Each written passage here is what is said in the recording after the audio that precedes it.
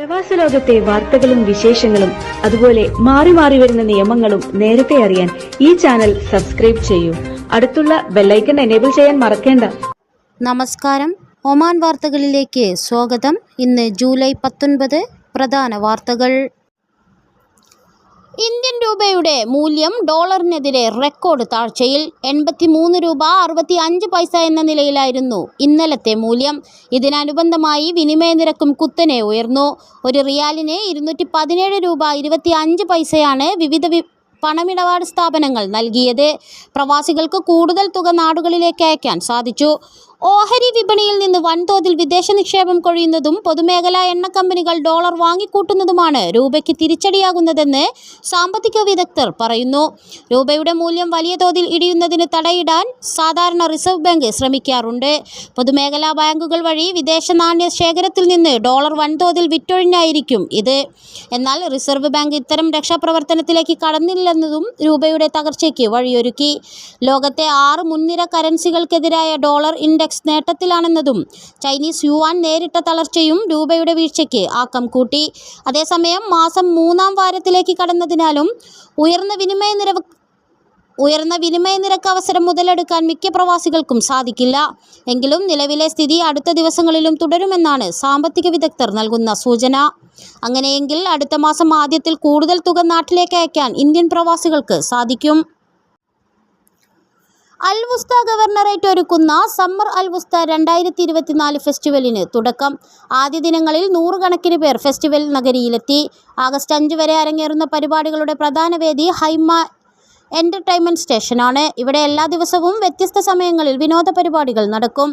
ഖരീഫ് കാലം ആരംഭിച്ചതിനാൽ ദോഫാറിലേക്ക് യാത്ര ചെയ്യുന്ന സഞ്ചാരികൾക്ക് അനുയോജ്യമായ രീതിയിലാണ് ഫെസ്റ്റിവൽ ഒരുക്കിയിട്ടുള്ളതെന്ന് Al Wusta governor Sheikh Ahmed Musallam Jidad Al Khatiri കഴിഞ്ഞ ദിവസം വ്യക്തമാക്കിയിരുന്നു. ഖരീഫ് കാലത്ത് തൊഴിൽ നിയമലംഘനങ്ങൾ ഒഴിവാക്കുന്നതിന് പരിശോധനയുമായി തൊഴിൽ മന്ത്രാലയം. ഡയറക്ടറേറ്റ് ജനറൽ ഓഫ് ലേബർ വിഭാഗം നടത്തിയ പരിശോധനയിൽ ജൂലൈയിലെ ആദ്യ 15 ദിവസത്തിനിടെ 232 നിയമലംഘകർ അറസ്റ്റിലായി. 144 വ്യക്തികൾ തൊഴിൽ മാറി ചെയ്തവരും 29 പേർ അനധികൃതമായി ഡെലിവറി സേവനം നടത്തിയവരുമാണ്. 9 ഹോട്ടൽ റിസപ്ഷൻ ക്ലർക്കുകളും 18 തെരുവ് കച്ചവടക്കാരും കാർ വാടകയ്ക്ക് നൽകുന്ന 15 പേരും അറസ്റ്റിലായവരിൽ പെടുന്നു. Dhofar governorate directorate general of labour വിഭാഗത്തിന് നേതൃത്വത്തിലാണ് പരിശോധന ഉൾപ്പെടെ നടത്തുന്നത്. സുരക്ഷിതവും സുസ്ഥിരവുമായ തൊഴിൽ വിപണി പ്രദാനം ചെയ്യുകയാണ് ലക്ഷ്യമെന്നും മന്ത്രാലയം പ്രസ്താവനയിൽ അറിയിച്ചു. ഖരീഫ് മാസങ്ങളിൽ വാണിജ്യ പ്രവർത്തനങ്ങളും വിവിധ സേവനങ്ങളുമായി വ്യത്യസ്ത തൊഴിൽ മേഖലകളാണ് തുറക്കപ്പെടുന്നത്. ഈ സാഹചര്യത്തിൽ തൊഴിൽ നിയമങ്ങൾ ലംഘിച്ച് വിദേശികൾ പ്രവർത്തിക്കുന്നതായി നേരത്തെ റിപ്പോർട്ട് ചെയ്യപ്പെട്ടിരുന്നു. ഇത്തരത്തിലുള്ള പ്രവണതകൾ ഒഴിവാക്കുന്നതിനാണ് മന്ത്രാലയം നടപടികളുമായി മുന്നിട്ടിറങ്ങിയിരിക്കുന്നത്. ജബൽ അക്തർ ഫെസ്റ്റിവലിന് തുടക്കം. സെപ്റ്റംബർ 14 വരെ തുടരും. ഹൈൽ അൽ യമാൻ, സിഹ്ഖത്ന പാർക്ക് എന്നിവയാണ് ഫെസ്റ്റിവലിൻ്റെ പ്രധാന വേദികൾ. വിനോദ വിപണന വിഭവങ്ങൾ ഫെസ്റ്റിവലിനെ വ്യത്യസ്തമാക്കും. ഖരീഫ് കാലം ആരംഭിച്ചതോടെ ദോഫാറിലെ കടൽ തീരങ്ങളിലെത്തുന്നവർ വർദ്ധിക്കുകയാണ്. ആഭ്യന്തര അന്താരാഷ്ട്ര സഞ്ചാരികളെല്ലാം തന്നെ ഗവർണറേറ്റിലെ ബീച്ചുകളിലെ സന്ദർശകരാണ്. ഏവരെയും ആകർഷിക്കുന്ന ബീച്ചുകൾ ഇവിടുത്തെ പ്രത്യേകതയാണ്. എന്നാൽ ഇവിടങ്ങളിലെത്തുന്നവർ സുരക്ഷ ഉറപ്പുവരുത്തണമെന്ന് നിർദ്ദേശിക്കുകയാണ് അധികൃതർ.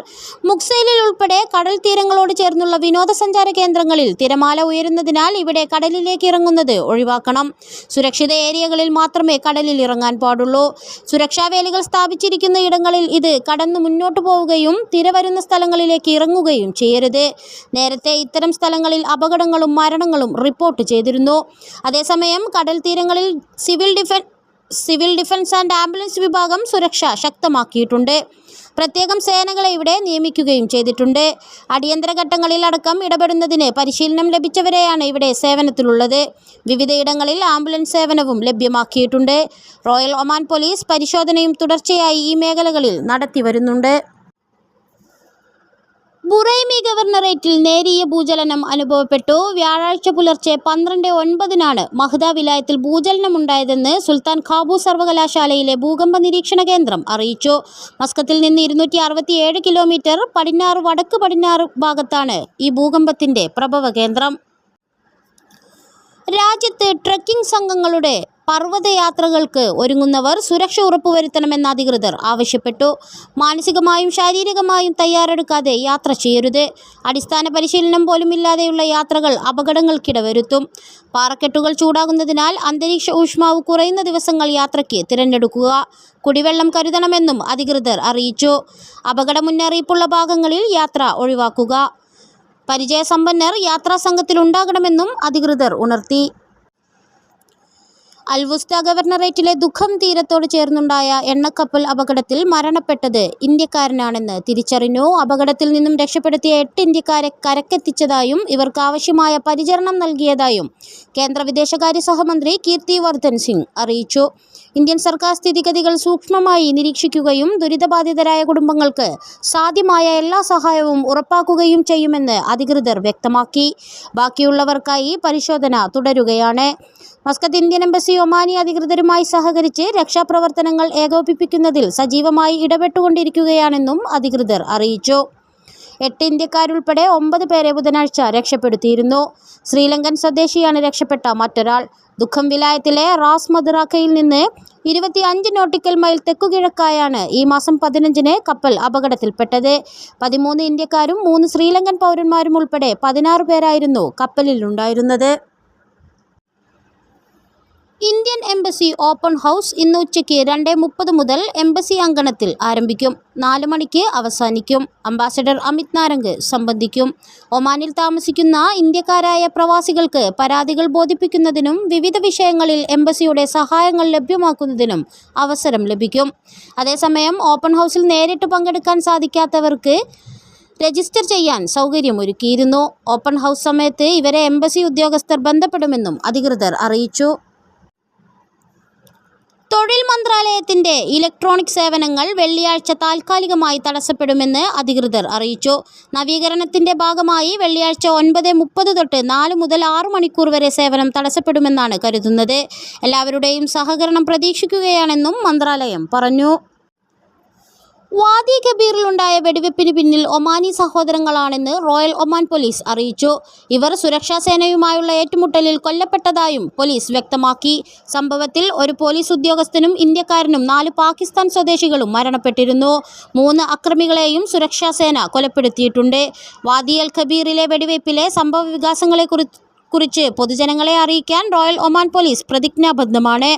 സുരക്ഷാ സേനയ്ക്കെതിരായ ചെറുത്തുനിൽപ്പിനെ തുടർന്ന് മരിച്ച ഒമാനി സഹോദരന്മാരാണ് സംഭവത്തിൽ ഉൾപ്പെട്ട 3 കുറ്റവാളികളെന്ന് സ്ഥിരീകരിച്ചിട്ടുണ്ട്. തെറ്റായ ആശയങ്ങളാണ് അവരെ സ്വാധീനിച്ചതെന്ന് അന്വേഷണത്തിൽ വ്യക്തമായതായും പോലീസ് പ്രസ്താവനയിൽ പറഞ്ഞു. അതേസമയം വെടിവെപ്പിൽ മരണപ്പെട്ട ഇന്ത്യക്കാരനായ ബാഷ ജാൻ അലി ഹുസൈൻ്റെ മൃതദേഹം നാട്ടിലേക്ക് കൊണ്ടുപോകും. ബാഷയുടെ കുടുംബത്തെ ഇന്ത്യൻ അംബാസഡർ അമിത് നാരംഗ് സന്ദർശിക്കുകയും കുടുംബത്തിന് എല്ലാവിധ പിന്തുണയും ഉറപ്പു നൽകുകയും ചെയ്തിരുന്നു. ഒമാനിലെ പ്രഥമ underwater museum Seeb Barka വിലായത്തുകളിലായി പരന്നുകിടക്കുന്ന ദൈമാനിയത്ത് പ്രകൃതി സംരക്ഷണ കടൽ മേഖലയിൽ സഞ്ചാരികൾക്കായി തുറന്നു നൽകി. ഡൈവിംഗ് ഇഷ്ടപ്പെടുന്നവർക്ക് ടൂറിസം ഡൈവിംഗ് സ്ഥാപനങ്ങൾ വഴി കടലിനടിയിലെ വിസ്മയ കാഴ്ചകൾ കാണാനാകും. പരിസ്ഥിതി വിഭാഗം വെബ്സൈറ്റ് വഴിയാണ് ഡൈവിംഗിന് അനുമതി നേടേണ്ടത്. ഒമാനിലെ തന്നെ ആദ്യത്തെ അണ്ടർ വാട്ടർ മ്യൂസിയമാണ് ദൈമാനിയത്ത് ദ്വീപിനോട് ചേർന്നുള്ള പ്രകൃതി സംരക്ഷണ മേഖലയിലേത്. റോയൽ നേവി ഓഫ് ഒമാന്റെ കാലാവധി കഴിഞ്ഞ ഹെലികോപ്റ്ററുകളും ട്രക്കുകളും ഉൾപ്പെടെ ഇവിടെ കാണാം.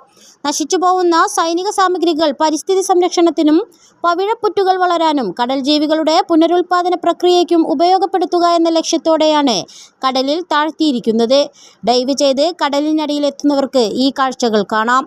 വർഷങ്ങളോളം സൈനിക ആവശ്യങ്ങൾക്കായി ഉപയോഗപ്പെടുത്തിയ ഹെലികോപ്റ്ററുകളും ട്രക്കുകളിൽ ഇപ്പോൾ പവിഴപ്പുറ്റുകൾക്കും മറ്റ് കടൽ ജീവികളും വളരുന്നത് കാണാനാകും.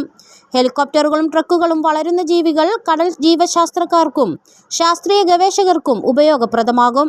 ഇതോടുകൂടി ഇന്നത്തെ വാർത്തകൾ ഇവിടെ അവസാനിക്കുന്നു. കൂടുതൽ ഒമാൻ വാർത്തകളും വിശേഷങ്ങളുമായി നാളെ വീണ്ടും കാണാം. നമസ്കാരം.